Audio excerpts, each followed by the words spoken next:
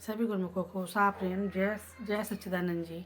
गुरुमुखों, आज की हम जो कहानी सुनाने जा रहे हैं वो बहुत ही प्रेरणादायक कहानी है और संत कैसे रक्षा करते हैं अपने भक्तों की, आइए जानते हैं। एक गांव में छोटा सा परिवार रहता था।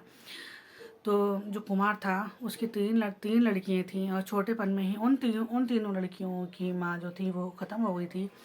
तो वो जो लड़कियां थीं वो काफ़ी छोटी थीं। जब वो बड़ी हुई तो वो अपने पापा के काम में हाथ बटाने लगी और सुबह खाना बनाती थी, शाम को अपने पापा का भरपूर ध्यान रखती थी।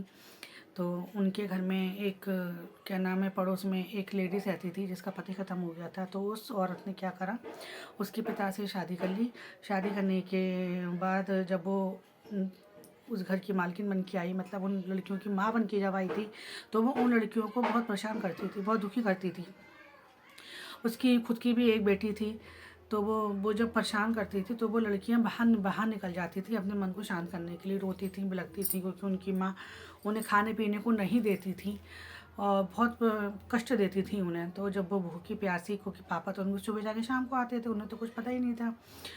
तो वो जब वो बिलख के वो जंगल की तरफ जाती थी तो वो एक पेड़ के नीचे बैठ के बहुत रोती थी, बहुत बिलाप करती थी, अपनी माँ को याद करती थी कि हमारी माँ होती तो हमारा ध्यान रखती, हमें इस कदर परेशानी नहीं होती। तब वहाँ से एक संत निकलते हुए जा रहे थे। संत ने देखा कि जो तीनों लड़कियाँ बहुत परेशान हैं, तो वो संत ने क्या करा, उनसे कही कि तुम पास में जाओ, जहाँ थोड़े से दूर जाके एक सेब का वृक्ष है, सेब के वृक्ष में से तुम पेट भर के सेब खाओ और अब तुम अपनी जो भूख है उसे शांत करो। तीनों लड़कियाँ वहाँ जाती हैं। जाने के बाद पेट भर के सेब खाती हैं। सेब खाने के बाद वो अपने घर को चली जाती हैं। कई दिन तक ऐसा चलता रहा। चलने के बाद जब उनकी माँ ने देखा कि इन लड़कियों को मैं तो कुछ खाने पीने को देती नहीं हूँ, तब भी ये लड़कियाँ स्वस्थ हैं, इनके चेहरे पे कोई भी शिकन तक नहीं है और दिन ब दिन ये और सुंदर होती जा रही हैं, इस बात का राज क्या है। अब वो क्या करती है, वो तो अपनी छोटी बेटी को, उन तीनों को पीछे लगा देती है कि जाओ देख के आओ ये लोग जाती कहाँ हैं और करती क्या हैं। तो वो जब देखती हैं कि ये तीनों सेब खा रही हैं, वो जाके तुरंत अपनी माँ को बताती है कि मम्मी मम्मी ऐसी ऐसी बात है, ये लोग सेब खाती हैं। उसकी माँ ने क्या षड्यंत्र रचा। शाम को जब उसके पति घर पे आए तब उनने बीमारी का बहाना बनाया कि मेरे सिर में दर्द है और मैं बहुत बीमार हूँ। तो वो उसका पति कहता है चलो मैं वैद्य को लेने जाता हूँ और वो तुम्हारा अच्छे से इलाज करेगा। तब उसकी बीवी कहती है कि नहीं, पास के गांव में के जंगल में एक सेब का वृक्ष है, वो जड़ से उखेड़ के उसकी जड़ों का लेप बना के मेरे सिर पे लगाओ, तब मेरे सिर का दर्द शांत होगा। उसका पति तो अंधा था, उसे तो कुछ दिखाई दिया नहीं।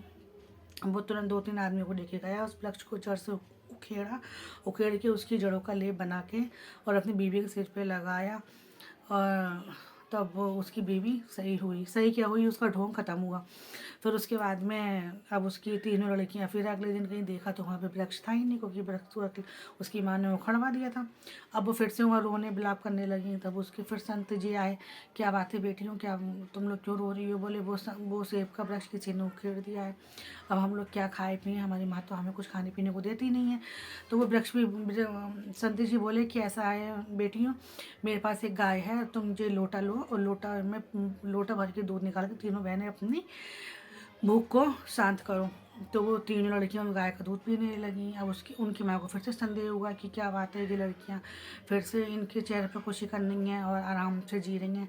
फिर से उन्होंने अपनी लड़की को पीछे लगाया। लगाने के बाद उनकी छोटी जो बेटी थी उन्होंने देख लिया कि जी हमारा पीछा कर रही है, तो उसे बहला फुसला के बुलाया, उसे भी दूध दिया, उसने भी दूध पिया। लेकिन वो इतनी मकार थी, उसने अपनी माँ को जाके सब बात बता दी कि ये लोग गाय का दूध पीती हैं। उनकी माँ ने क्या करा कि उस गाय को वहाँ से हटवा दिया और संत की झोपड़ी और क्या नाम है, संत को जंगल से निकाल दिया। लेकिन संतों की रहमत तो बहुत बड़ी है, वो तो अंतर्यामी होते हैं। उन्हें पता थी कि ये एक ना एक दिन परेशान जरूर होगी और लड़कियों का उद्धार तो होना ही होना है। तो संत जी वहाँ से चले गए और ऐसे, और वो फिर धीरे धीरे उन लड़कियों का जो हुआ वो मैं आपको आगे बताऊंगी।